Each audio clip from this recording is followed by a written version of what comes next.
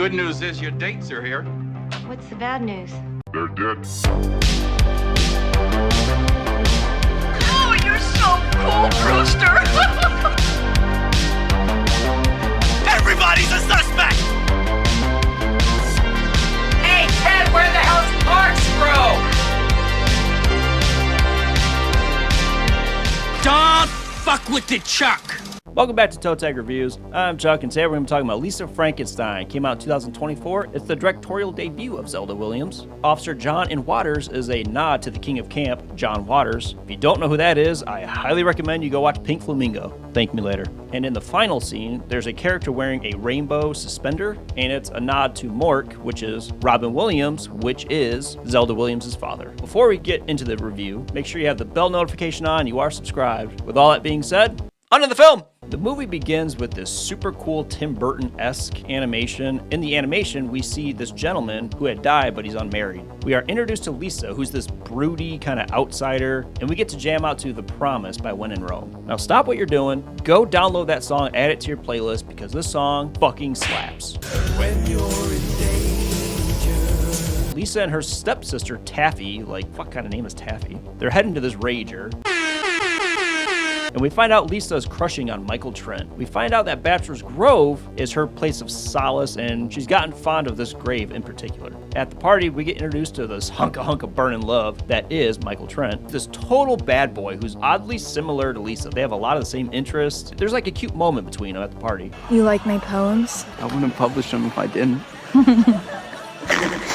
Taffy tells her cheer sisters about how Lisa's mom was murdered by this axe-wielding maniac, and there's a flashback. Lisa chugs this drink at the party, but we find out that it's laced with PCP. Oh shit. Doug shows up and tries to take advantage of her, but she shuts that dork down real fucking quick. She leaves the party and goes to Bachelor's Grove to have a moment with her favorite grave, and lightning strikes the headstone. You guessed it, creature comes back to life. In her dream, we get this really cool sequence from 1902's A Trip to the Moon, which is a fantastic piece of cinema. Everyone's probably seen it as the giant like bullet in the eye. Kind of reminds me of Smashing Pumpkins a little bit. Lisa's stepmom, Janet, grills her for breaking the mirror, and she's never really been fond of Lisa. Never has and probably never will. At her work, Michael shows up. They have yet another cute moment, and I really like Michael Trent. Like, he seems like a genuine dude. What the fuck? Did her boss just lick the stain on his jacket? The hell? As Lisa goes home, from this point on, I'm just gonna call him Creature Boy. The creature breaks into her house, and there's this very funny but like kind of out of place chase sequence. She quickly befriends him and realizes who he is. The creature starts to cry, and apparently his tears smell horrible, because every time he cries in the movie, they always just freak out. But there's this funny 80s montage of him trying on clothes, and this movie's aesthetic is literally all 80s, and to me, it hits it on the head every single time. It just knocked it out of the park. But her mom shows up and once again belittles her, and you can just feel her pain because her dad doesn't even believe her. And her dad is the same turd from Stranger Things. Mike Wheeler's dad, he's literally the same character, just a dull dud. Since Creature Boy heard her belittle Lisa, he took it upon himself to get some payback.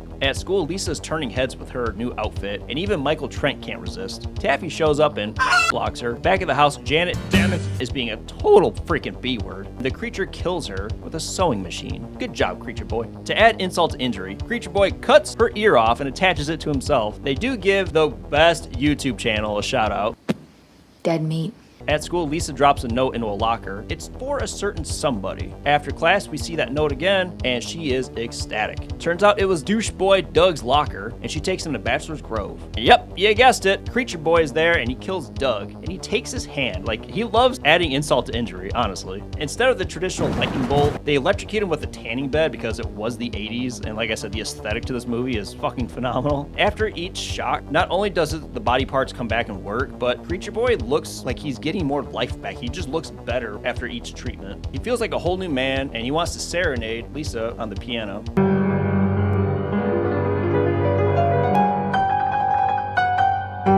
Like, okay, dude, we get it. Save some fucking pussy for the rest of us, all right, man? Taffy starts wigging out because she can't get a hold of her mom. Creature Boy uses Lisa's back massager because she's stressed. Sometimes use it other places. You can kind of fill in the blanks. Lisa opens up to Creature Boy, and she tells him that she likes Michael Trent, and you can just feel his heartbreak. At school the next day, the police are there, and they decide to interrogate Lisa. With her feeling the heat, she decides to ditch school. Creature Boy picks her up. They head to Michael's house, and she finds Taffy in bed with him. What? Here's where we get the VHS rewind moment. Clear.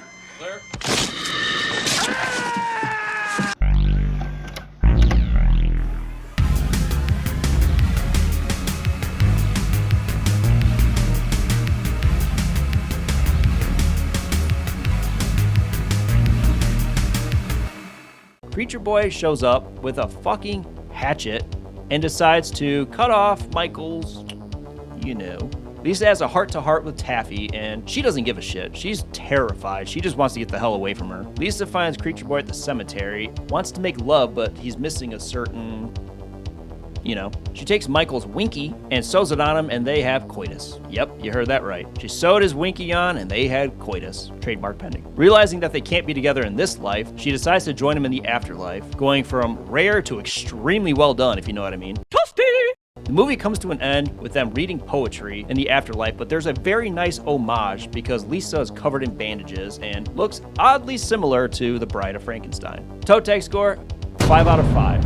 Pros, the whole aesthetic to this movie is phenomenal. I know everyone's in this 80s craze right now, and it can be overwhelming to some people, like just enough already. Personally, I eat that shit up. I love all things 80s. The story it tells, everything about it, it's just a fun, comforting movie you can watch year round. It's something I'm gonna fall asleep to probably tonight, honestly. I've been watching it so much lately. I just can't get enough of this movie. It totally blew my expectations. This movie rocks. I don't even have a con for this movie. Probably my favorite movie I've seen this year. As always, I'm Chuck. Don't forget to like, subscribe. Until then, see you later.